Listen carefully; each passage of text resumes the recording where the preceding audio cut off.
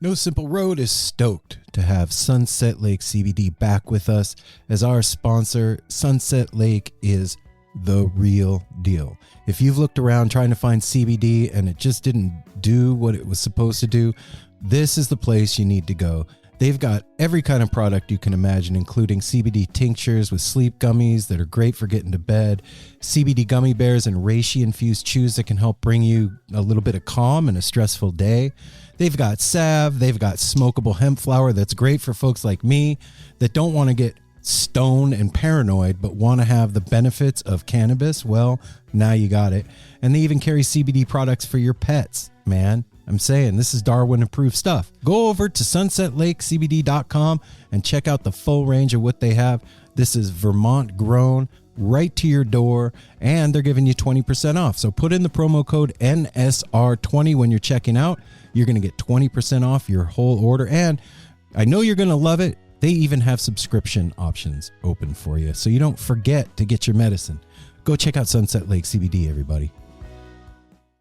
Why can't every day be like this? No Simple Road. Yeah, no, I've been on that road too.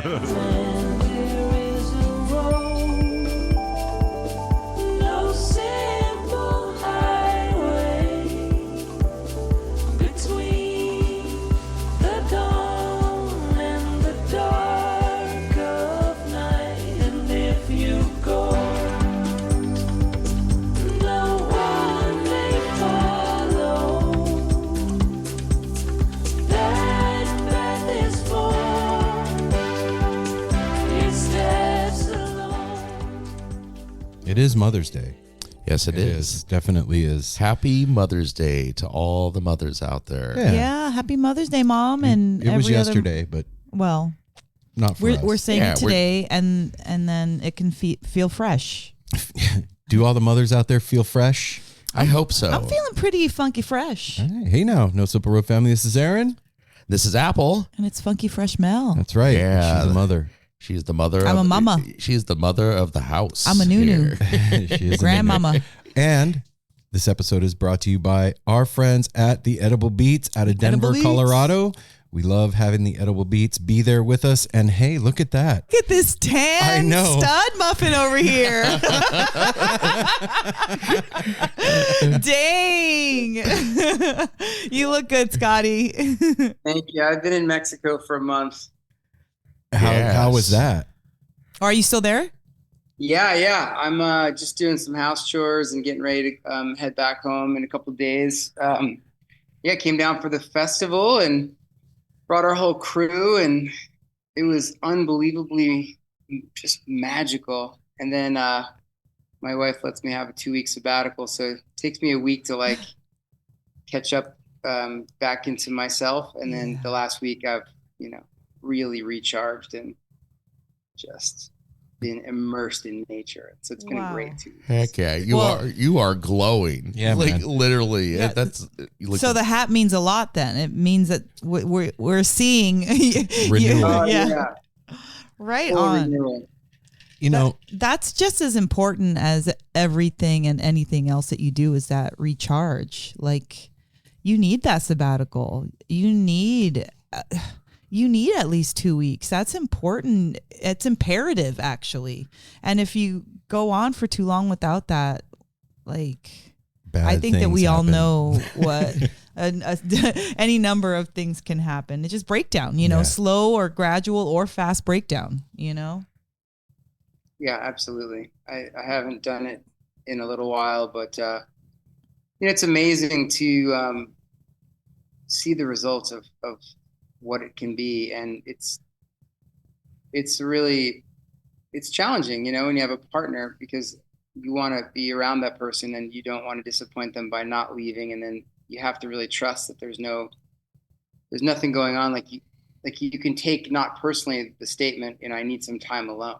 Right. Yes. And that takes a lot of wisdom on both sides to get to that place of trust where, no offense, literally, to do it. And it's really important. I mean, and all the ancient spiritual practices will tell you, meditate alone in the cave to really get back to your true essence and understand, where your spirit is and where you need to go. And so that's what I've been doing. That's awesome. I mean, you provide so much for so many people and give all of yourself a lot of the year, and asking for 2 weeks, I don't think is asking too much. But I Mel and I've been married for 26 years, man. And like, there's like you said, there's a level of trust that has to be there. You have to know that like, there's no beef. Yeah. We're not beefing. I'm not mad at you. Like, everything's fine. I just need a moment. And man, I get it. We've not really done that too often. Well, no. Like with that intention, you know what I mean? Like literally clearing your slate and like doing nothing. I don't know what that's like to have a clear slate and not do nothing. Okay, well, look at Scotty's face. He's showing you right now what it looks like. It's funny, man. Like, we're recapping WinterWonderGrass, our experience of going there, and this is like the first chance that we've had to actually even do it. Since then, like we've been full bore going since, and I'm glad you're here with us to talk about it, man, because it was a huge deal for us to be there, Scotty. I told you in person, you know that, and it was a trip to see how it's done. I feel like the bar has been raised by you and your family, your crew there, of what a festival is and what it means to put it on and all of that. What it could be. Yeah. I walked away from WinterWonderGrass this year like in awe of what you guys did, for real. Wow, thanks. That means a lot. Yeah, it was an honor to have you guys on site. And when things feel right, you don't hesitate and question them. You just go with them, right? And I've learned that over time. So when the opportunity was there, you guys were available. It's like, yeah, of course, like, let's go. Make this happen. You guys were such wonderful ingredients to the soup that we're kind of stewing out there in the WinterWonderGrass land. And it takes just people that have an open heart and a default smile. And yes. And that just, it solves a lot, really. You could feel that that energy when you come on that site is definitely, I'm certainly biased, and I admit that. And I haven't been to a ton of festivals. I've been to a few, but I'm just really, really thankful that we're able to attract the right people that help us with that vision. I get it. I told you this when I saw you, like, just even walking from the parking lot through the gates, you could feel that there was something special waiting there. And I had not, like, I've never been to a winter festival before. So I didn't know like what to expect as far as like the weather and, staying warm and all that stuff. And it's like, you guys really did think of everything when it comes to like taking care of the people that are there and making sure everybody is like, their minds are freed up to be able to participate in what's happening instead of worrying about all the ancillary bullshit that can come up, especially when you're somewhere where there's inclement weather or whatever. Like, you guys really did think of everything. Yeah, absolutely. Yeah. We didn't want for anything the entire time. And then also just say we had so much fun, the preparation for it, because that happened very quickly. We weren't going. And then all of a sudden it's like, we got like 8 days to get ready. And all of us went and got winter. You saw us all with our new coats and all ready to go. And then just the weather over the weekend, it did not go to waste, us getting winterized. No. And then it was sunny, and then it snowed again. And it was just, what an amazing sight up there. It really feels like the weather was curated for that weekend. Yeah. Like from the very beginning, beautiful snow globes, snowflakes, ringing in the festival to that sunshine when Here Comes Sunshine. Like, do you remember that? Like, I just got chills. I couldn't believe it. And to know the band so well and to see them drop in, and I think we might've been together or nearby. Yeah. I'm watching them and they go into that song. It's a tough song to sing. I mean, it's not an easy song to cover. And, my gosh, like to the lyric, to the word. The snowstorm moment. parted ways, and the golden shaft of light hit the band. I'm like, what the heck? Cue the sun. Well, there was a lot of reconnections too that happened over Winter Wondergrass weekend for us, because Michael Kirkpatrick, shout out, we love you. We just kind of like found each other naturally. We were with, Chris English from the San Grisman Project, and then they were performing, and so we got to kind of like reconnect and see each other, and like that was the first time since 2019. So he went through his whole knee thing and just so much, and there was so much to catch up on, and it added to that family that you had welcomed us into, that we were all like feeling, and like it grew. Our family grew that day, and it got stronger. The bonds got stronger. We got to like meet in person. Like there was so many things that, meeting Brittany for the first time and just like seeing her eyes, and we both almost crying, just saying nothing to each other, but just like the acknowledgement of like, oh my God, like you're real. I love you. I've been sending you energy and love and thoughts and like goodness. And like, I'm so grateful to be here. Like it was just it was a literal dream come true, and a moment for No Simple Road, for what we're doing, was a validation of what the show has been for others, not just ourselves. Being there and connecting with the musicians and seeing our friends, our homies, and then I know that there's a certain kind of magic between Aaron, Apple, and I. It's like almost like a comfy couch, like it's a warm space. And so when you're at a festival by yourself as a musician or something, like, you may or may not know a bunch of people, and even the staff too. And so we just come in there and we're like this family. And once you know one of us, you know all of us, and you're welcome. And I think that I felt that added to the vibe of Wondergrass. It was already so welcoming. It was just, it felt like such a right fit of the personalities and like that catering to the people that we appreciate, and just kind of people in general. That's what I do, people in general, but like the musicians and the staff. I loved hanging out with all of those ladies, and like,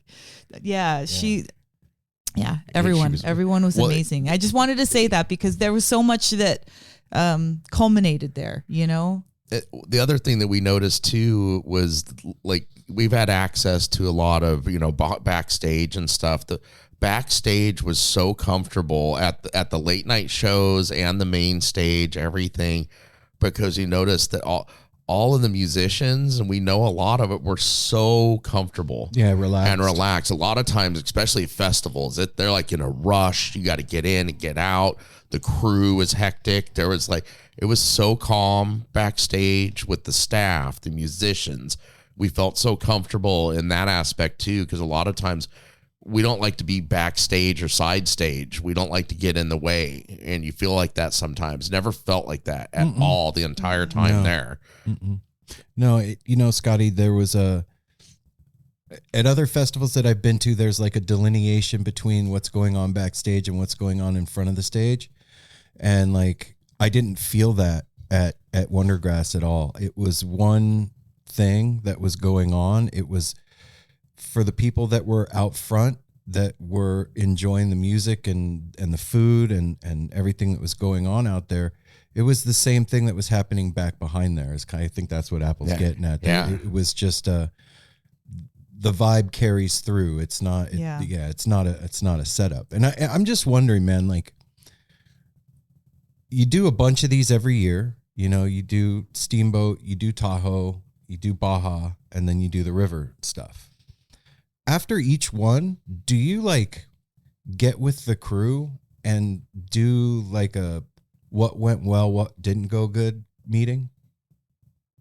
As soon as the festival's over, usually within the week, Bradley sends out a questionnaire to the staff.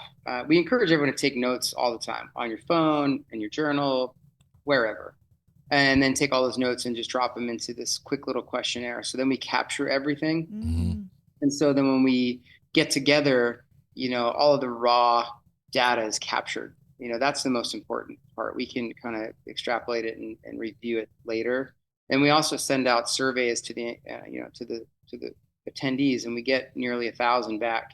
Wow. And they talk about music and food and how to go and what went right and what went wrong. And so we put all that together, and then we have Zoom calls and go over everything and make sure that we're improving every year. We know we're not perfect. We're striving to be better. We're striving to listen. We're striving to share ideas.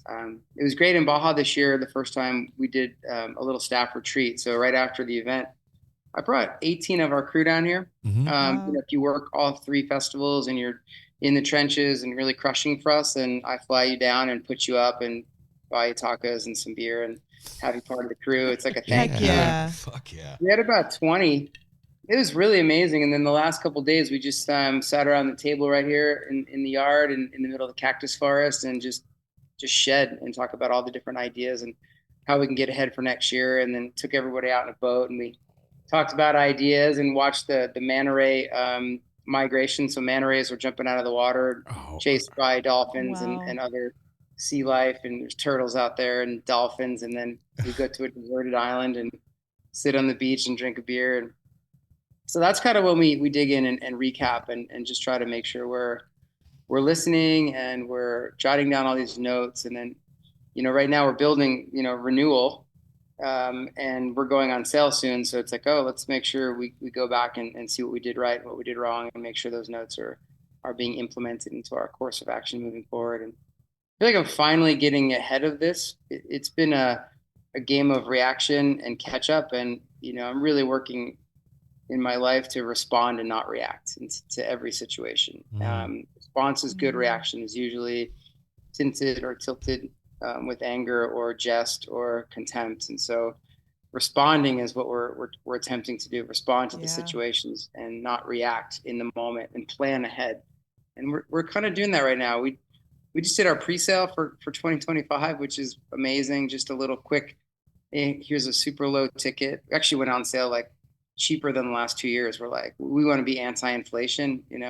I don't really care how that works on the bottom line, but people are struggling.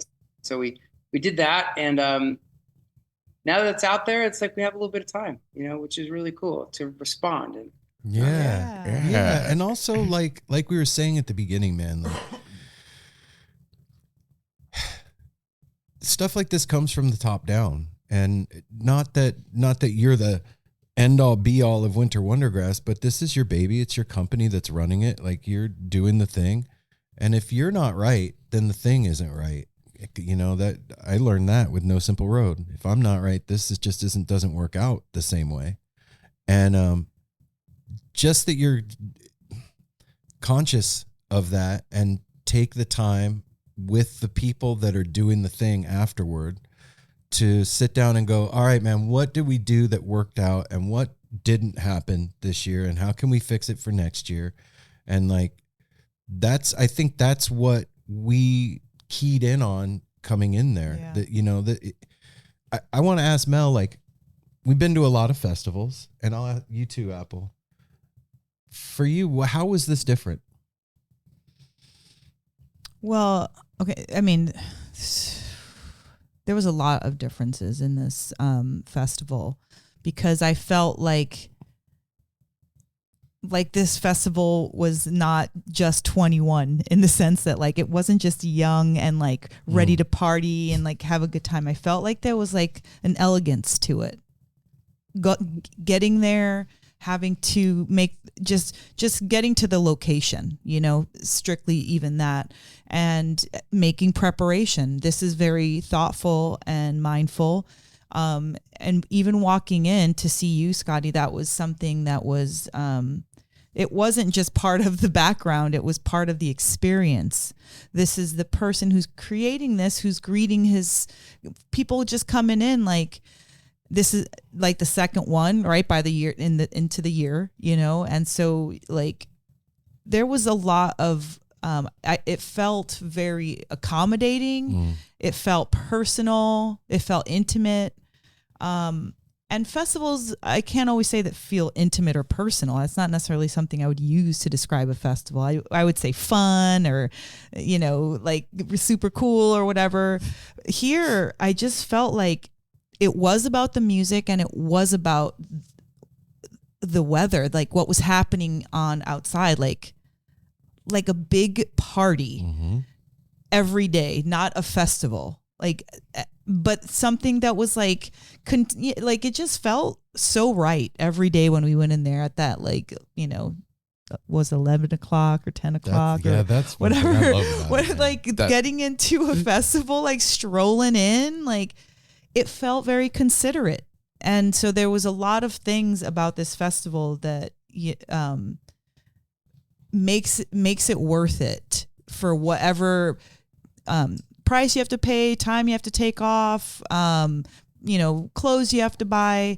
It felt great to experience that. And so I feel like it was just the time of my life. It really was. It was special. About you. And I like that time of your life, because my number one thing that I loved about it that I've not seen any other festival is from the beginning to the end, the timing of the way everything, when the festival started, like it wasn't like you got to get up early, you're still trying to recover. It started at a good hour, everybody's ready to go.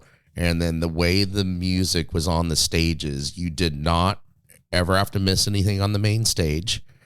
And then when the main stage was in, within 30 seconds, the 3 tents are kicking off. And then it was like, oh man, I have to decide which band I want to go see and which of the 3 tents. But then they would repeat later. So we didn't miss anybody. I cannot say that of any festival I've ever been to. You always end up missing somebody you wanted to see, or you only catch a few minutes. This, we got to see everything that we wanted to and more. Yeah. That was my favorite thing, the timing for everything. Wow. And then the timing for the late night, like it's all over and everything. No, it's not all over. You get to walk on over and go to the late night thing and hang out there. And it was amazing. And I think the other thing too is, with there not being camping on site, that also lended to it. Like, you're going home to your comfy, warm room instead of being in a tent. I told you up there, this is like my birthday is coming up May 26th. And I told you when I was up there, I was like, you gave me an early birthday present, because ever since I heard of WinterWonderGrass, he's been talking about it. I love festivals, but they're always in the summer. And I love the cold, and to go be there and experience that and be bundled up and get to wear my snow hat that I've had for years, that I know, my fur hat. I actually got to wear it. And plus the whole snow thing, we all said it makes for the coolest photos. When everybody's got a little bit of snow on their beard and, their hair and everything. Mel didn't have snow on her beard. She did. She just kept brushing it out. No, but just it made it so special, the timing. And then that means a lot, not to have to miss something. No festivals do that. Yeah. For real. Yeah. I think and stash donuts. Wait a minute. I just want to mention this, because I don't know why I didn't mention it. The staff, the crew, the family. Oh my gosh. Stealing my thunder. The Linda, we bonded Tanda, the whole first day. We bonded with everybody, there and was then the whole rest of the weekend it was family. Yeah. Yeah. I'll let you say that, but I want to mention it because that was a huge thing for me. Like I said before, man, Scotty, we've been to a lot of festivals. I have no reason to blow smoke up your ass. Like if we had a bad time, I'd let you know.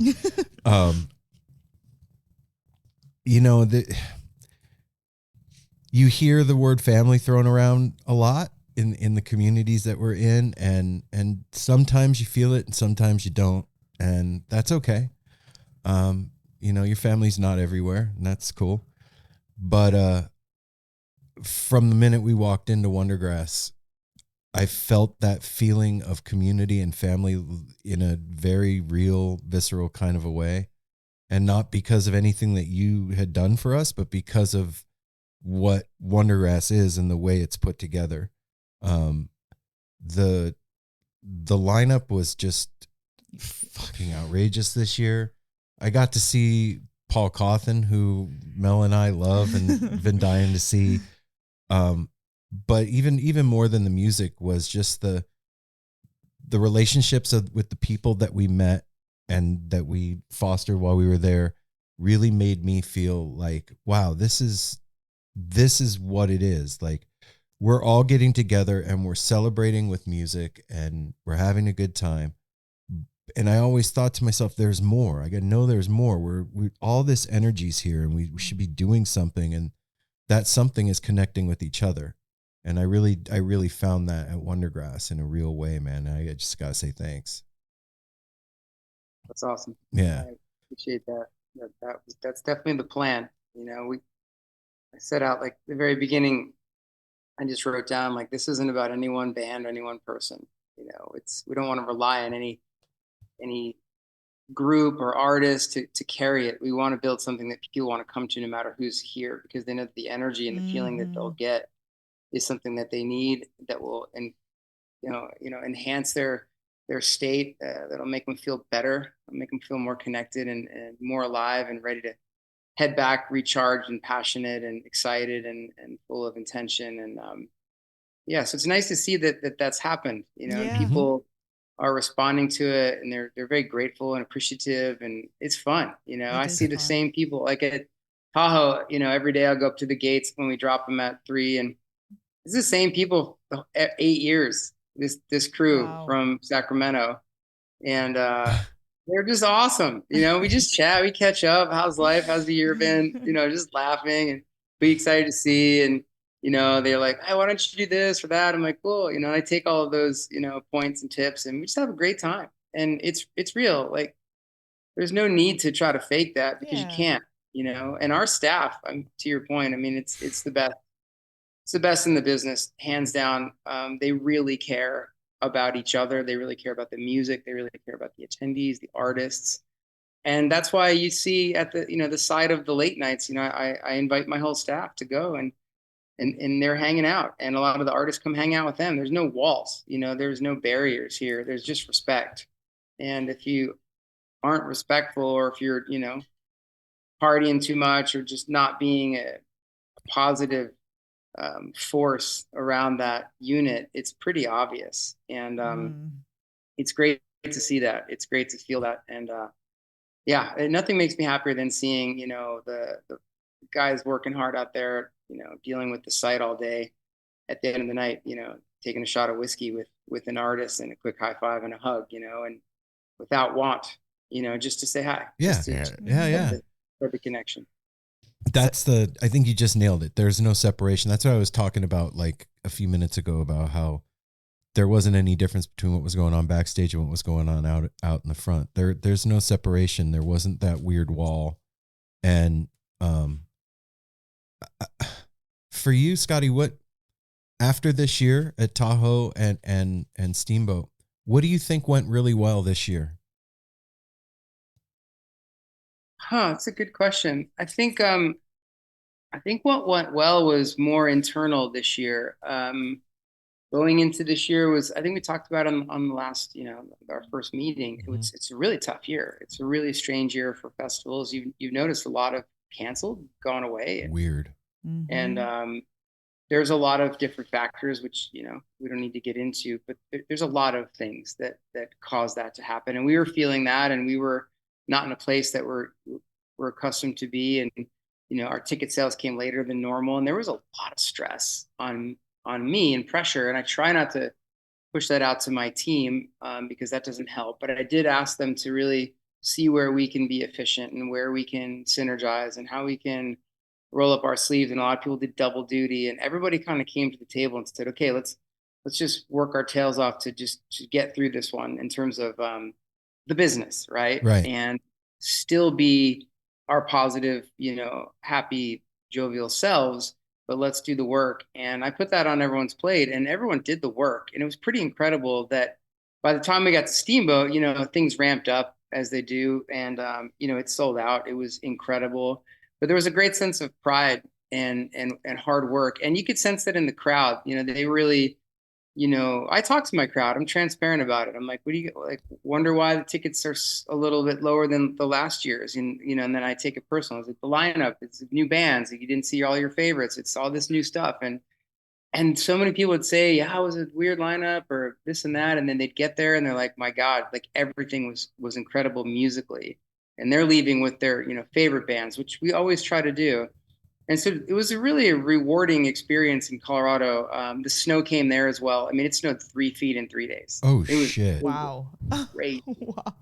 And the moments were incredible. I had a couple really wild things happen. We could talk about it. I Yeah. had to cancel Saturday night, but we can get to that later. But then, so Colorado, once again, we get through it, and we're looking at each other, and we're like, that was the best one yet. And we say this all the time, and we start to laugh because we always say that. Your new favorite? Yeah. Yeah. And then Tahoe was a real struggle for us this year. There's just a lot. It was just very difficult on every level. And, to be honest, I wasn't sure if we were going to take a year off in Tahoe next year or kind of reboot and see how we can run the business to be, slightly profitable. It was a really hard year on so many levels. And when we got there, kind of the same thing happened. Everybody came out, the love was flowing, that the gratitude was more apparent than ever. Like, people were just really thanking us, and we were thanking them. And it felt like we're doing the right work. We're doing the right thing. And the universe was definitely supporting the mission. And so it was really incredible to experience. So that's really what went right. We put it out there. We worked hard. We took the risk. We didn't get discouraged. We rolled up our sleeves. We bootstrapped it. And both of them were just absolutely magical. And then the snow came, and then we get a little sunshine. Mm-hmm. Once again, there's no problems. There's no arrests. There's no fights. There's no bullshit. We've got, if you notice, the kid zones are vibrant and jamming, and parties jamming, and all age groups are jamming. It's just this, small microcosm of how I think humans desire to be. Yes. Always. Absolutely, 100%.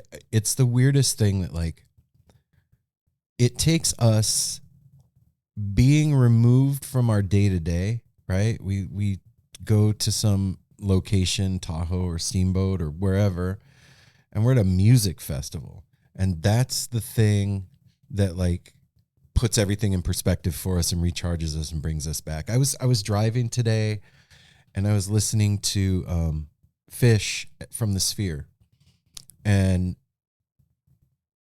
it was before the band had taken the stage. They were playing like some entry music, and the crowd is going insane. Like, the band hasn't even showed up yet, and I was thinking to myself, where else in life are people that excited for anything, where they're like screaming because they're so happy? Do you know what I mean? Well, like, sports is the only other thing I can think of. But that that's like, people get. That's that's a different thing. It's different. You're right. Yeah. But that's the only, like, when you physically have to, like, scream out, right? But there's something to me, like, as I was thinking about it, like, that's magic to be able to, like,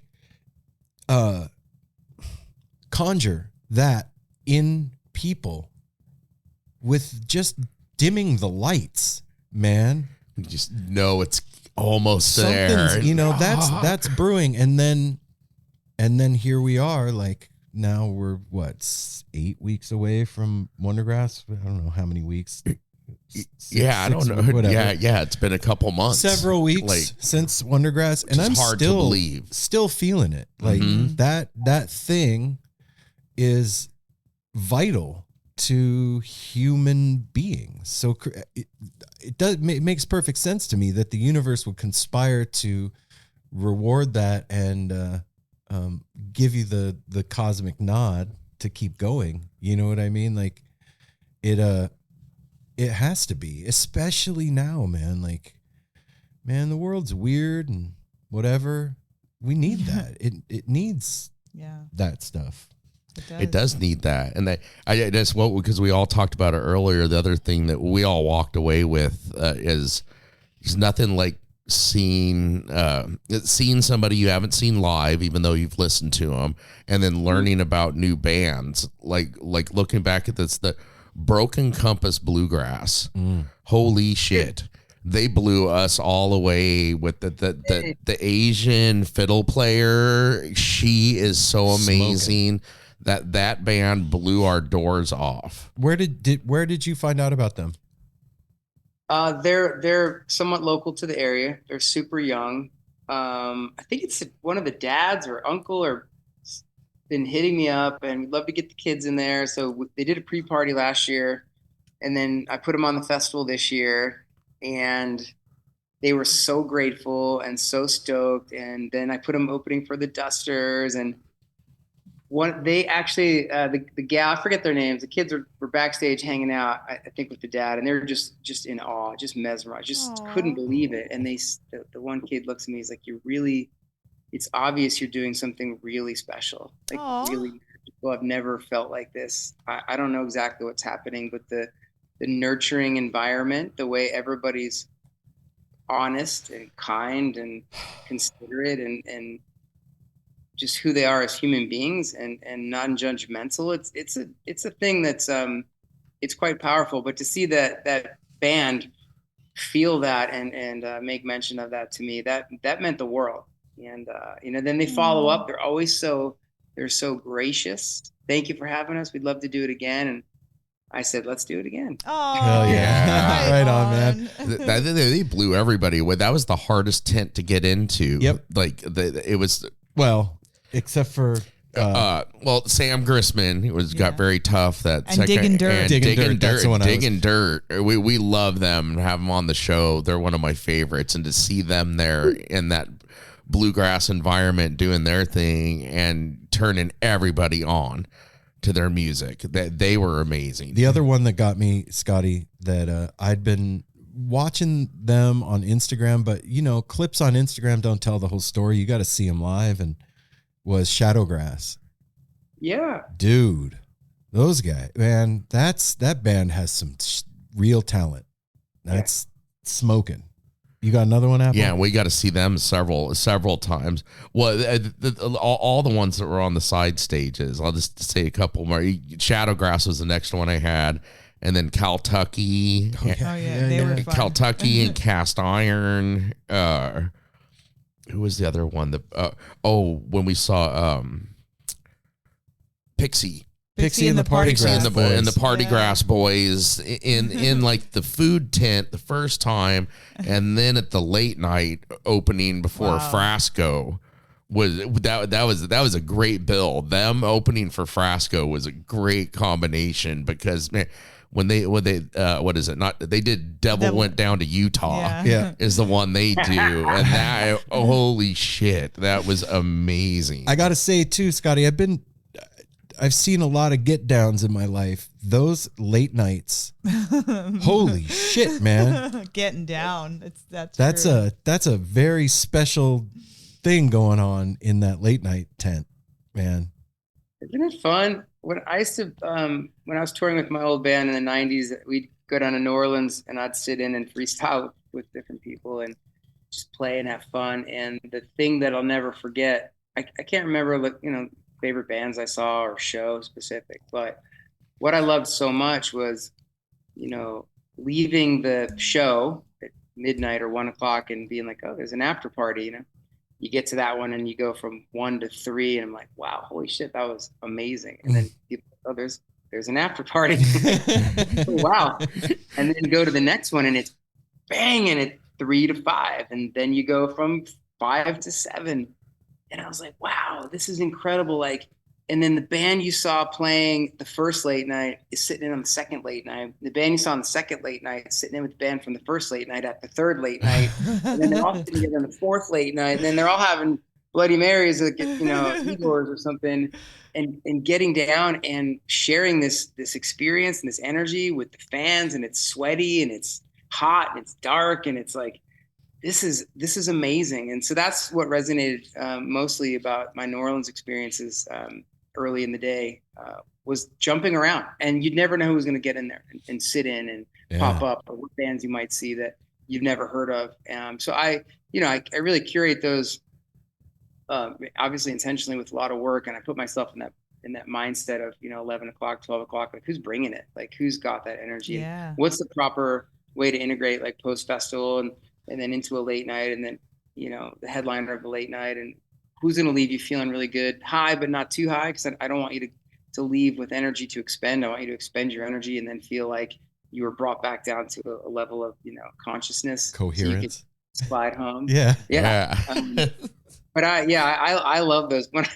For years, I would go to every late night, all of them, and like MC them and get the bands up. And 12 years later, I make it to a couple, but I'm so exhausted from the day's work. And I know that my next morning is super early because I'm so excited I can't sleep. So I don't have the opportunity to go and experience them as much. But when I get to the staff party on the Sunday and see 50 of the crew on the side and the other 100 out there, and the band throwing down, and everyone's smiling, everyone's sweating, all the jackets hanging up, all the wool hats are hanging up. Like, Yes. Cool. Yeah, that was like Yes. a core memory for me for the rest of my life, for real, man, is after we introduced Frasco on Sunday, we went back in the thing, got our jackets and stuff, and we were making our way out because all three of us were just toasted, just so exhausted. And we're making our way out, and I walked out onto the side stage, and it was just like exactly what you just said. It was just jackets everywhere, and everybody sweating and dancing, like bliss, and having fun, and like walking through that crowd and seeing you and seeing everybody, and on our way out, like I'm gonna remember that for the rest of my life. That's some awesome stuff, man. And yeah, I get what you're saying about like taking that experience from New Orleans and translating that in there. You did it. Definitely. Yeah. Having Frasco tend your party, you're gonna win. The guy doesn't quit. He blew the crowd away. Like seeing the reaction. There's a lot of talk about him in the crowd. Oh yeah, and I'd say the majority of people did not know who he was or what he was going to do. Yeah, that's true. I forgot about that. And he had that's rare to see everybody that was there, including especially the kids, so excited and up there, and then the way it gets out there. And for everybody listening, when Apple says kids, he means 21 and over, less than 40. No, at late night. No, not a late night. No, I'm talking about the main stage day. When everybody had their phones out. We're standing up on tables. Kids were on shoulders. I got it. Like everybody, the entire place turned into a party, including like the crew from backstage, the people that were cooking it. Like everybody came out and was watching. Like, what is this maniac doing? Yeah. The late night was a whole nother thing.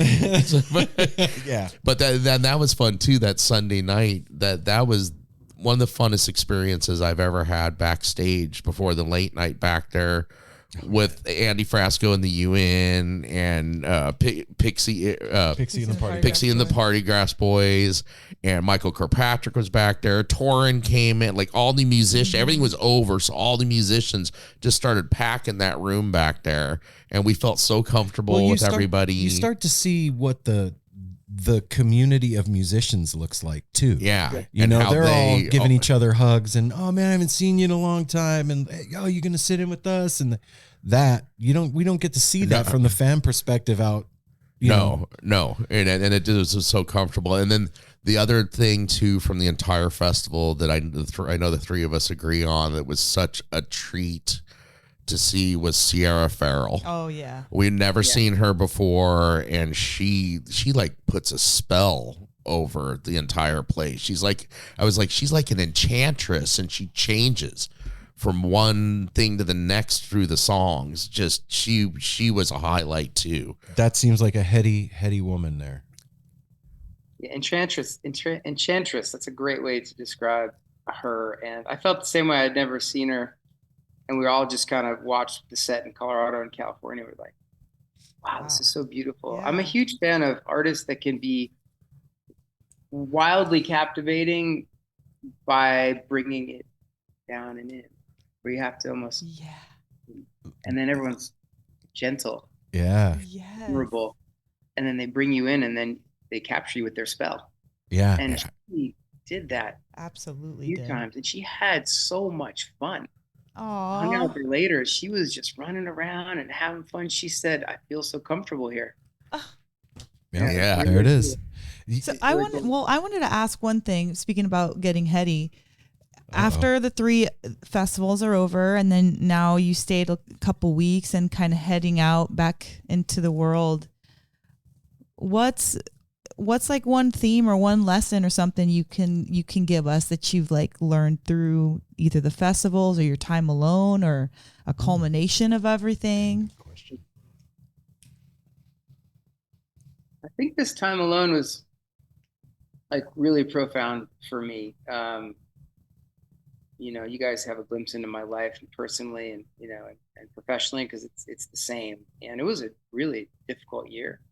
And to come through all 3 in Mexico the love was like palpable. I mean, just 400 of us on a beach singing and hugging and jumping around the fire. And it was just so heartwarming. And then to have this opportunity to kind of distill it out and shed the layers of energy. So I would say, it's really important to take that time, and it doesn't happen in a day or 2 or 3 or 4. It takes time to shed. It takes time to get that energy away from you, kind of like being reborn. And I went through that the last couple of weeks. The first week was I was doing some business here, but I was alone and I was, shedding. And then the last 4 days, you get back to this creative place. Like I haven't written a new song in quite some time, and my band played in Mexico, and it was really fun. And I'm like, I want to write, but it's always so hard to write because I'm doing so many different things, and writing takes time and space. And I've been out in the ocean every morning, like paddleboarding, and the manta rays are coming in, and just really integrating with nature and just seeing the flow, the symbiosis of it all, and the trees and the cactus and the things that are coming to bloom right now. And it's a calm part of the year. Like everyone's leaving. It's very appropriate. So the energy is just really, really down and dissipated and deep. And it's really beautiful. You start tapping into the actual vibrations and the rhythms of the place and the space, and then your own heart. And things happen. And I went for a beautiful bike ride through the cactus forest last night. I came home, picked up my guitar, and I've been working on these songs. I just wrote 2 songs. The lyrics. What? I mean, I just wrote the one. I just was playing it and singing it, and then writing it, singing it, writing it, finished it. That doesn't happen a lot. And you have to put things in the right space, have all the ingredients ready, and get into this area where, you have this freedom. And, I told my wife, I'm like, I'm turning my phone off for a day. Like I'm not doing any work for a few days. She's really supportive, and it was amazing. So, the lesson for me, which, if anyone can use it, is don't ever forget the power of stillness and being alone. You really get to know yourself, and then you can come back as an improved version of yourself. And then that helps your friends and your community. And for me, writing music is something I love to do. I love performing. I don't get to do it much. And I'm afraid I can't write anymore. I used to be able to do it. And then I found this time. I had the intention, like I hope I can write. And then, man, picked up the guitar over here and just rocked it out like by myself, just having so much joy.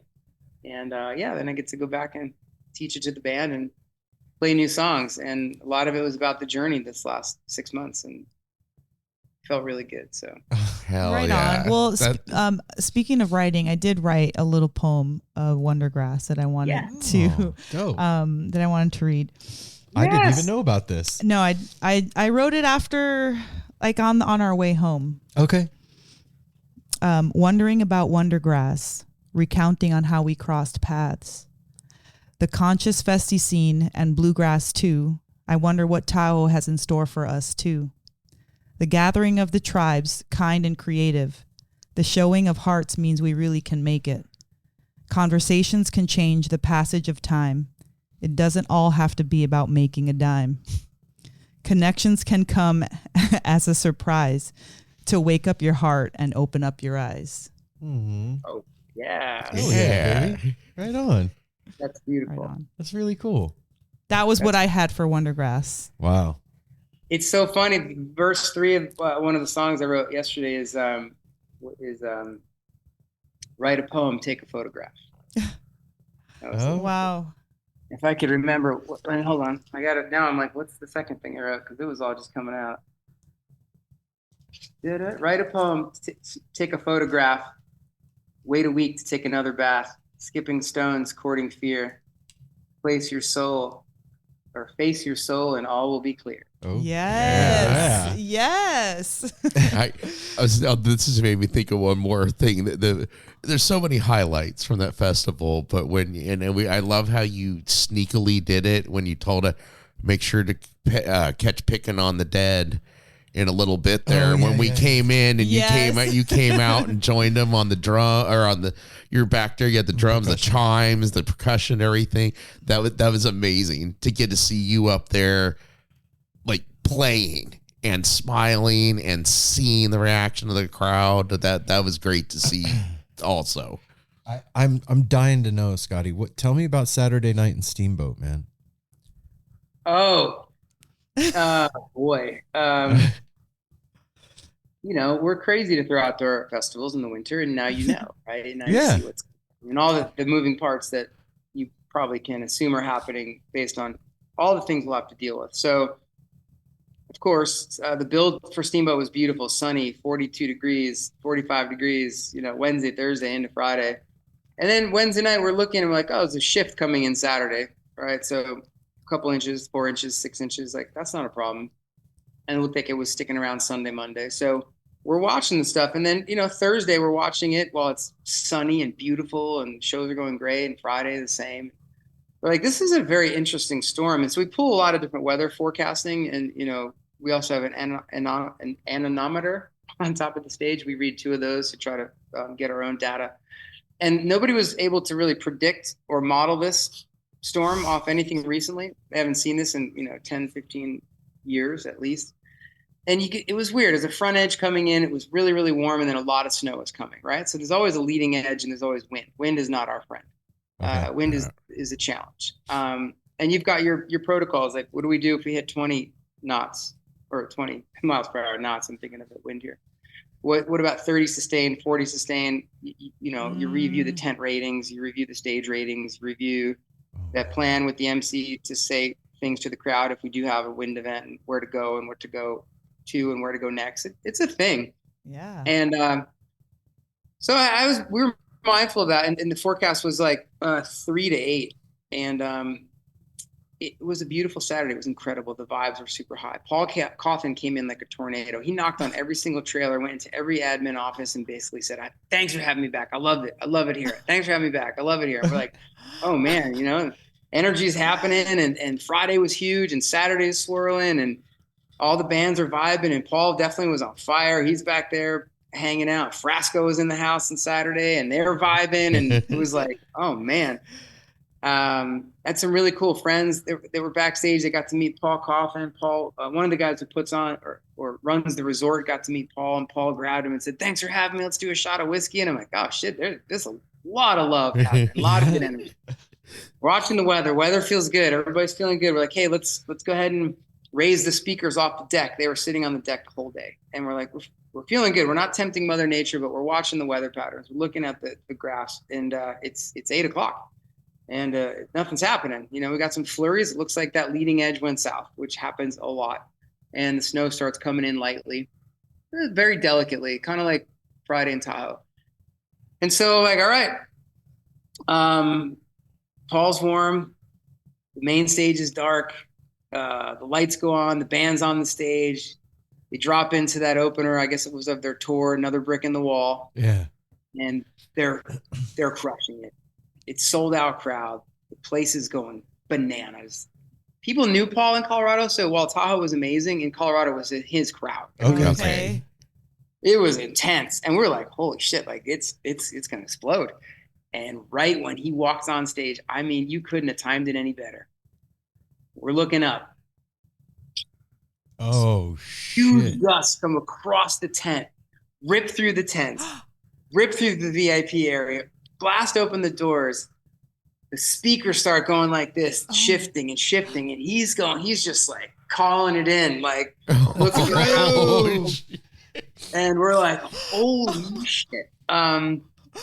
It starts coming sideways. The snow's sideways. The gusts are hitting 30 miles an hour, 40 miles an hour. The speakers are going crazy. The band's jamming, ripping, and it's all happening. And I'm watching. I'm sitting there like, assessing everything. What to do, what could happen, what's going to go on. And I'm like, oh my God, like this is he's igniting it. Like he called it in. We couldn't believe it. And then he grabs the microphone and he's like, what's up, Steamboat? And the speaker starts shaking so hard and the band's getting blasted with snow and all of the tents are like shaking. And we're like, holy shit.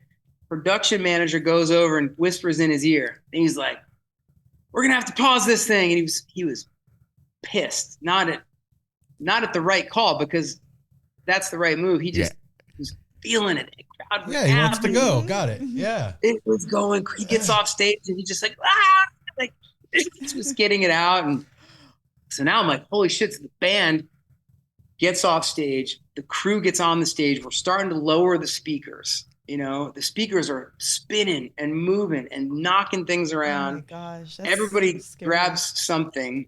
The crowd's just like, they're hitting their peak and they don't know what's happening. They don't know what to do. And it was up to me to kind of MC and explain to everybody what's happening, what we're going to do. How do we keep you safe? How do we, pause this show to give it an opportunity to continue if the weather, cooperates. But we're watching the weather and it was like the front edge. So the wind's crazy. The snow, it was a blizzard. It was like 3 inches an hour. So the band's backstage, they're holding every single tent. I guess my wife was saying, Britt's like, people are flocking inside the merch tent. People are holding down things, like batten down the hatches. Now, the tents are rated to handle like a 70-mile-an-hour gust and sustained at 60. It wouldn't be comfortable, but they're not coming out. Right.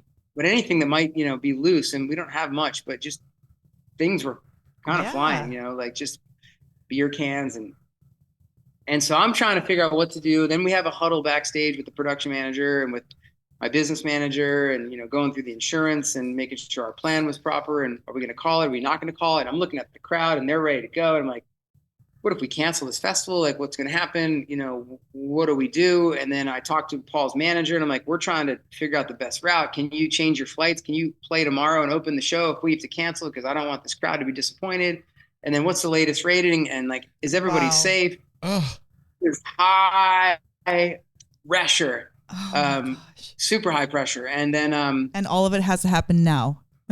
Yeah. So then I got the people I trust most said, we have to call the show. And I said, give me 10 minutes. I'm not going to put people in an unsafe position, but I know these storms, like this leading edge comes through. And then what happens is there's like kind of a violent front and then everything calms and then the snow comes and it comes hard, but the wind goes through. It's just like the front edge. I've been through a lot of these and a lot of us have. So they wanted to cancel, or some people wanted to cancel. I said, wait 10 minutes, 8 minutes, 5 minutes, 4 minutes, 3 minutes. The wind dies just enough. The snow is coming down in buckets. I talked to Paul's manager, super cool dude. He's like, they're into it. I'm like thinking to myself, I'm like, this band is not prima donna rock star. Like most bands would have been like, we're out. So WinterWonderGrass bands were like, we're in. This is bananas. Fuck. So we had the instruments covered up. We take the instruments out. I talked to the manager. I said, anything that gets damaged or busts, and I said this to all the bands on Sunday. I said, we'll pay for it. Like don't worry about the gear. We're not gonna do anything to keep you unsafe. Like let's go. So we uncover the instruments. We had the crew on the stage, actively shoveling the stage. During the set. And Paul came out covered in snow, arms up to the skies, and just said, what's up, Steve? Oh, shit. Went bananas. And he snuck in a 45-minute set. I was nail biting and watching, sitting side stage, watching everything. The crews are like shoveling the snow. The place is going crazy. The wind died just enough. Speakers were on the deck. It was absolutely a pinnacle of energy, like cosmic. And the very end, the wind started coming in again. I was like, there's no encore. This is 45 minutes. We're gonna eke it out. He eked it out. He played the set. The winds came in. Snow dumped more. He walked off stage. That's it. Then went over to hang out and party with the kitchen dwellers at the lake. Wow. Wow. Holy shit. I aged, man. I mean, the pressure and stress, like it was. I needed a moment. I mean, it was intense. Oh, That'll bet. gray your hair. Gosh, I'm stressed out after the story. Oh, that just there might be a point afterwards, like at some point you're like, ta-da. Thank you. Thank you. We pulled the magic off. That's, putting yourself in situations like that. That's pretty gangster right there. That's the OG shit. That really is, because you know that there's an opportunity for that to happen, and yet you're like, no, man, the crowd's still feeling it. I want to. Nobody. I'm not trying to get anybody hurt either. But then everybody's from Colorado. They understand what snow is. They, or not everybody, but like You're in Colorado at this time of year. Like You're kind not of at the beach. Yeah, you know what you're Things in happen. for. And wow, that's I a couldn't great imagine story. being in that crowd. I mean, that crowd was already ignited, and the band, and then for it to go through. We've had a couple of festivals cancel on us mid-show. Yeah. And it sucks. Yeah, it does. Yeah, you're there. Everybody's ready. Everybody's peaking, ready to go. The band, and then what do we do now? Yeah, man, it's not cool. Have you ever had to stop? We've done a lightning evacs of venues, and we've had weather issues. We've canceled lots of late nights up on the mountain when you go up the gondola because the high winds. We've been through it. We've been through blizzards. We've been through torrential rains. We've kind of done it all. Wind is the toughest one, but that's why you have all these plans ahead of time. And then we met several times, that day and every hour to make sure that the plan was clear. Because once you have that, you can't second guess. If it went over 40 sustained, there was no me saying this is, this could happen. We're done. But it rode the line, it was right there. And I was like, and I willed it. Just give me 45 minutes. I don't need an hour and a half. I don't need an hour. Just give Come on, man. Hell yeah. I love it, man. Scotty, tell me a little bit about Renewal. Because that's coming up. Because it's coming, right? Renewal, what an opportunity. Well, it's Billy Strings Festival that he so graciously partnered with us to produce, and we built this thing together, and it's been a wild ride to hook ourselves to a rocket ship, us little old independents, for them, number one, to trust us and bring us in and honor the connection and commitment that we made to Billy for all those years, to work with us and to mentor us and to guide us humbly and diligently and mindfully and respectfully. It's been the greatest experience of my professional career, for sure. Wow. They trust us. Billy trusts us. And that says a lot, right? Because everybody wants Billy, everybody, whatever it is. And Right. I just laid out something that could work if Billy worked, if Billy wanted it, if Billy felt comfortable, if this made sense for his grueling, arduous career, we'd be happy to do the work for him. I respect the heck out of him and the work he's done and what he's built. I can't imagine what it's like to be that kind of a rock star and a humble guy like that. So we built this with that in mind. Like, let us do the work for you that you deserve. And, we're going into year 4, and it's been an incredible opportunity and growth experiment. It goes deep. I mean, that town has grinded out a lot of big time promoters. I probably shouldn't mention them, all of them. They did events there and they couldn't return. It just didn't work for the community. And my mindset was, let's work together. Like, what works for this community? Like, what do you want? Like, how can we do this together? And to now be in a position where we just got a multi-year deal if we wanted to come back, and the full appreciation of all of the commissioners and everyone in that town, the farmers, the fishermen, and just they honor what we do. And kudos to Billy and his team for not pushing. Billy could sell 20,000 tickets. We went in and sold 5,000. We wanted to be right. We wanted the earth to recover. We wanted the streams to recover. We wanted to feel good. Next year we did 75, and I personally didn't do it perfectly. So the next year we did 75. Like we didn't earn it. And so we worked really hard to create something that's amazing for the kids, the community, the artists, just like we do with WinterWonderGrass. And, this year they let us go to 8,500 people. So we're going to do that and give that a try. And again, Billy could sell 1 million tickets more and he could do it elsewhere. And everyone in the world wants him. And for him to pick us and for that community to embrace us, it means the world. It's so much deeper than certainly the money. As you guys know, me, it's not that at all. It's this desire to create something that allows artists to feel comfortable, fans to be seen, kids to be loved and minded, and a community to benefit and to feel like we're giving. We don't want to take anything. We just want to give. And to be in that space here for year 4 of renewal is it's heartwarming. And each year it almost didn't happen. We had a lot of challenges, and I approach everything now like this is the last one. Wow. There's a great Tibetan quote: "It's die before you die," and it's not morbid. It's to just, if you're having a bad day, think about dying. Not grisly, but we're all gonna die. Things are gonna change. The seasons are changing. The festival might never happen again. It might not happen this year. Who knows? So let's really enjoy and embrace every minute, every moment, and let it flow through us, and come to a place that's greater than any one of us could create on our own.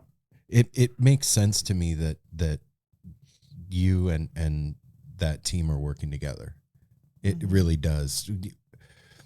We got to talk to him in 2021, I think. It was in the midst of COVID. And what a sweet, humble, real human being. Just like the coolest dude you'd want to hang out with and go fishing and drink a beer with. Like, I was astounded that level of rock star is that normal and chill. And his heart, I asked a question at the end of the interview with him. I'll never forget it. Mel had asked me a few days before. She was like, babe, what would your perfect day look like? And I had a hard time answering that. I was, threw me for a loop a little bit. And then when we got on with him, I was like, well, we're getting ready to hang up. I'm going to ask him what his perfect day would look like, see what he says. And he was like, man, I think my perfect day would just be like chilling in the woods with my friends on some acid, floating on the river, listening to Jerry Garcia. Yeah. It's like, okay, now I know what to tell Mel is my perfect day. But I was blown away by that, because the effect that he has is real. Like the wake that comes from Billy Strings and the name and all of that, that's a real force of nature. And to be able to sit in the middle of that with humility and grace, it's really cool to see. So it makes perfect sense that they're partnered with you guys, because you guys do the same thing. And so you can make something everybody's feeling that it. reflects that heart, and you understand that, and you're coming from a place of intention and love, instead of how many people can we pack in here and what's the bottom line, So yeah, hopefully we'll get to see renewal someday. That'd be cool. Yeah. When I think everything, obviously across everything you do, Scotty, and every experience, everybody is feeling it. Yep. Yeah. What you say, like kind of your mission statement of what you're trying to create, everybody feels it. And we got a chance to feel it at Tahoe. And man, what a feeling. Yeah. So now you're going back, you're doing renewal, you're getting ready to do the river, WonderGrass. Do you personally go on all of those? Well, when COVID was amongst us and we had to cancel all the festivals, and that's a whole nother story. And I got really sick and got the shingles, and so lost everything. Was like, okay, what's gonna happen? And I had this little river company, and we decided to try this river. And that summer, we were all free, and the bands were free. And so early on, I went on every one. I think the first year I did 7, and the next year maybe 8. The next year maybe 8 or 9. Last year only a couple, which is amazing because now the other life came back full force, and I don't want to be away from the family that long. Right. As much as being out there in those canyons there's nothing like 4 days on the river, unplugging. So this year I'm doing 4. It's a really good mix. I've got my wife and kid on the second one, or the third one with Torin from the Kitchen Dwellers. It's my little one's favorite band, and so Torin's playing with some guests out on the river for 4 days, and then I'm doing Fruition, and I'm doing Billy Failing, obviously from the Billy Strings Ensemble on the banjo. He's a great friend. Actually got to marry him, was one of the greatest honors of my life. Wow. Yeah, he's like, "Will you marry us?" I'm like, "What?" That's incredible. Okay.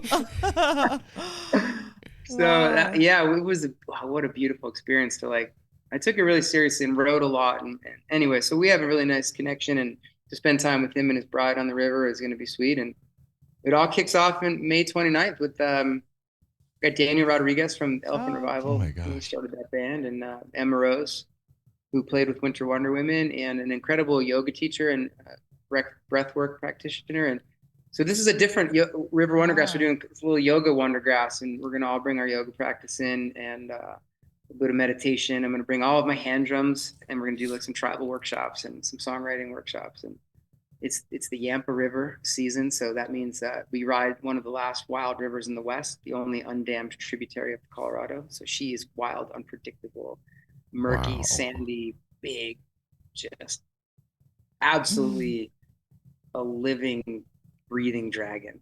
Oh wow. It's all happening. Yeah, that's what I'm heading home to next in 2 weeks. Wow. Well, man, I'll say it again, Scotty. Just I'm really grateful that we're friends. Yeah. I'm really, really grateful. And thank you again for the opportunity that you gave us. And I hope we can go back and yeah, man, it was life-changing for us. It really was. Well, I appreciate it. I mean, why wouldn't you come to every one? That's the only question I have for you. Okay, we'll be there. Part of the gang. You just got to figure out, you have a podcast trailer or something, and then you can just pop in and you can do some interviews or not. It's kind of whatever you want to do. You guys are great at just bringing the energy and the love, and you honor all of the artists. They're excited to see you, and that's a really important role that you play in this world, where the artists get to feel comfortable with people that are actually taking an interest in them, not just for a song or for a drink or for a party or for a show, but we want to talk to you. Yeah, that means a lot. You wanting to talk to me, it means a lot. It means it's very revealing, and I think the artists really appreciate having you there, and so do we. And this is a great beginning. Yeah, it really is. Whenever you want, our schedule. You're welcome to all of them. I mean, when you're ready to get on the river, just look at it. We'll get you on the river. We'll figure it out. All right, we man. need to get here, because that medicine you'll carry out and bring to your communities, and it'll spread. And then of course Mexico. When you're ready for that. Oh yeah. I told Mel the other day, They joking around with her driving in the car. I was like, maybe I'll just quit my day job and go to work for Bonfire. Sounds good. All right, man. Scotty, well, like thank you you. said, this is the beginning. So we're already working on figuring out how to make more of these and eventually all of these. And I have to say one last thing too, man. It means a lot to me that you did this with us today, knowing what you've been doing. Knowing that you've been by yourself. Twice now, you've done something really special for us. No, man, that means a lot. Yeah, Seriously. it does. We're here with you in your solitude, and I feel it, man. Thank you, brother. Yeah. Well, I appreciate it, Yeah. and I must say I have beard envy, because part of the journey I shaved my beard and kind of feel uncomfortable. I always trying to feel uncomfortable, because then you start evolving, and you guys are now part of the journey and the story of Bonfire and WinterWonderGrass and renewal, if you choose to, or just a dusty road and a campfire and a beer, and take off our shoes, and we'll play some songs, and you can sing your poetry over some simple. I know 6 chords. I wrote 30 songs with them. Perfect. That sounds easy to me. I pick a little bit too, hand man. drums and a little tequila, and we'll just beat. I'm Right down on, with brother. that. I'm really down with that. And also, Scotty. also from us to Brittany, let her know we said Happy Mother's Day. Yes. You know, Right on, Scotty. Thank you, brother. Love you guys so Love much. you too, man. Yeah, We'll man. talk to you soon. Soon. All All right. right. Travel Bye. safe, man. Wow. That is the homie. Like, not a homie, not one of the. That is the homie right there. That, you know, it goes to show that, like, just you hear bad things about business, the behind the scenes of the music business and the festival world. And we've seen this year some festivals fail and some from nefarious whatever. And this right here is like the antithesis of all of that. Like somebody that's just coming from the heart and doing it because they're rad. And I also want to underscore the strength it takes to proceed when it's tough. He literally, I mean, we weren't going to get into like specific challenges that went on, but he like said there was a lot of challenges this year, so much that you don't think you're going to go on. And, you know, I think just say for the umbrella of life, there's a lot of times when we feel like that. There's a lot of times when we're like, going to the gym isn't like, you know, helping me. It's not doing anything, or I'm not even learning Spanish, or I'm not even, you know, nobody noticed my work or my poetry or my whatever. And then all of a sudden something happens, like that little seed sprouts, and whatever that thing that you know, were trying to either share or do or figure out, it comes to the surface, and it's about like keeping going.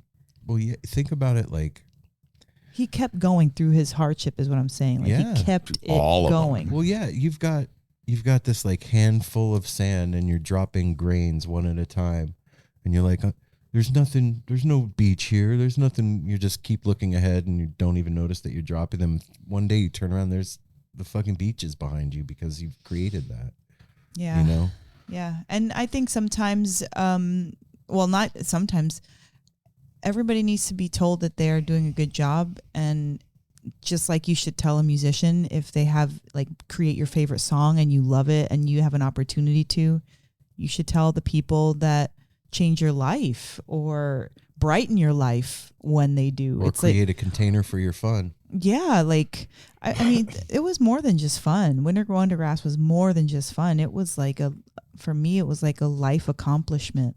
Like WinterWonderGrass just happened to be the location, but it was like a pinnacle of so many things, you know? And so it felt like a huge life accomplishment, a And career. growth. Yeah, growth. It felt like growth for all of us. We'd mentioned that. I remember afterwards, like heading away from there, heading down into Reno, is like there was a lot of growth that weekend and connections, personal inside and feelings, like everything. It was one of the first times ever that we've left a 3-day festival Feeling great. and I was like, felt awesome. Yeah.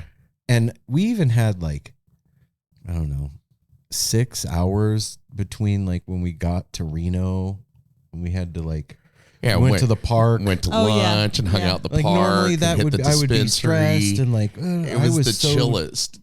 on the level and chill and like, It was the perfect festival that we've been to so far. yep, Yeah. That's what I would say. Like it's our new favorite. out of all the everything we've ever done, I think everyone was special to us for a certain reason, but this is our perfect vibe, our Yeah. perfect festival, including the music, the way we got to spend time with the artists, how we got invited, the vibe of the crew, the mingling with the audience, the weather, like you name it, it was perfect. And the weather is magical. And I don't During mean that that, the like, festival's we perfect. You know what I got- mean? No. Our experience. Sorry. And we got lucky with it through the weather, like not to have any torrential stuff, but it was like those moments, it makes it funner when it's like, oh shit, it's starting to Even snow again. driving up, Oh, it it's got a like- little hairy when we were just driving yeah, in. a little scary. Yeah, it was and fun. The reward is greater. If you can pull it off, I strongly urge all of you out there to go. We're not just talking shit. Like this is all real, and it's really something to behold. Go check it out. Watching videos from it on YouTube or whatever, that's great. You could see the performances and get a feel for what it's like, but you're not feeling the ish of it, the vibe. Yeah. So I urge all of you to go. Check out the WinterWonderGrasses too, man. That looks like a life-changing experience. It seems a little bit more on a spiritual kind of stripped down, vibe. I think that sometimes people don't like hanging. Ew, I know. Yeah. Sometimes people don't like what? Don't like big crowds, but they still love music and they want to do something cool. Yeah. But maybe like 20,000 or 5,000 even. It sounds like a lot. And going to a WinterWonderGrass with 15, 20 people, that sounds amazing. Yeah. Oh yeah.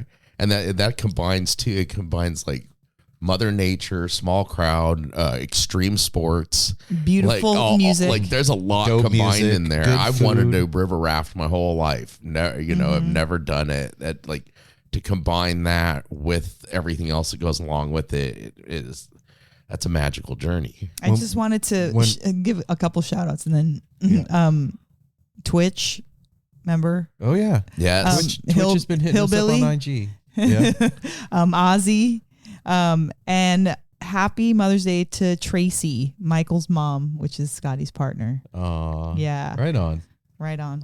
All right, everybody. Well, we'll be back on Friday with a very special episode of No Simple Road. It's our lead up to Mojo Family Fest, and we had Bodhi Mojo here in the studio with us, so that's coming out on Friday. And I'm leaving Saturday morning to go to Vegas for 36 hours to go it's gonna see be this week already. Dead and Company at the Sphere. So I'll be back with a report of that. You and Apple are wearing the same exact outfit. Oh, okay. They have different they logos. both Shirts. have black tees with some white thing on the I side. have gray shorts. He and has they black. have black cargo shorts on with their I have freaking tobacco colored Birkenstocks. Oh my God, everybody, this is weird and crazy. The only thing Apple doesn't have a hat on. I noticed it earlier today and I just didn't say anything. I was like, oh my God, Wow. look at us. This is so silly. Bobsy twins. Mel, What?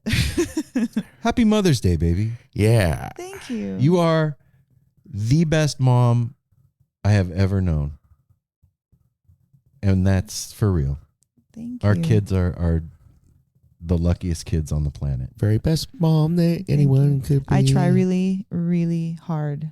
Always. You do it. There's no trying. Well, no, and I might do stuff too, but I'm always trying to find out new ways to be cool or fun or loving or thoughtful to my kids. Well, you fucking stuck the landing on all that. So well done, baby. Thank you. And I just wanted to say thank you to Eli for being an angel heart and sending me a Mother's Day message. Aw. Yeah, Right that was on, very Eli. sweet.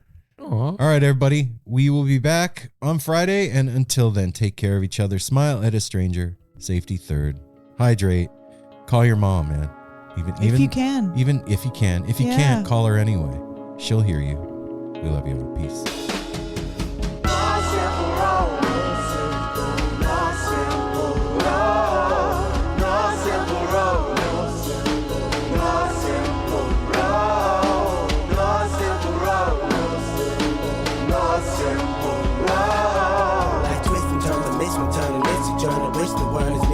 But it's a burden. Family needs has been deferred, and hella means been the earth, and alchemy can bring the birth, the melody of a newborn. So persistent, so resistant, so insistent, so commitment, so resilient, or haven't you learned it? No simple road.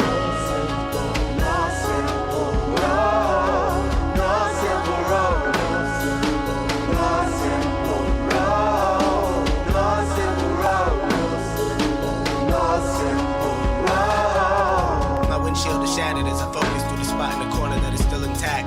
The reality is both a defense mechanism as well as a fear. We've traveled this road before, so we may think, but it's a tad bit of strange similarities that feed an A equal A complex. The fears of your past do not equal the perplexities of the current road.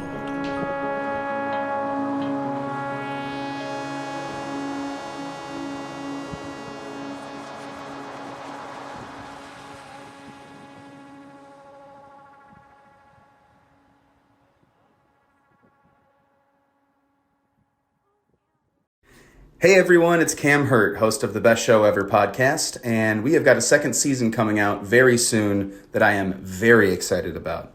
We've got some very cool special guests, including musical acts that we all love, like Karina Reichman, Daniel Donato, Jake Brownstein from Eggy, Rick and Peter from Goose, and many more. Tune in for new episodes dropping on Osiris Media March 5th on the Best Show Ever podcast.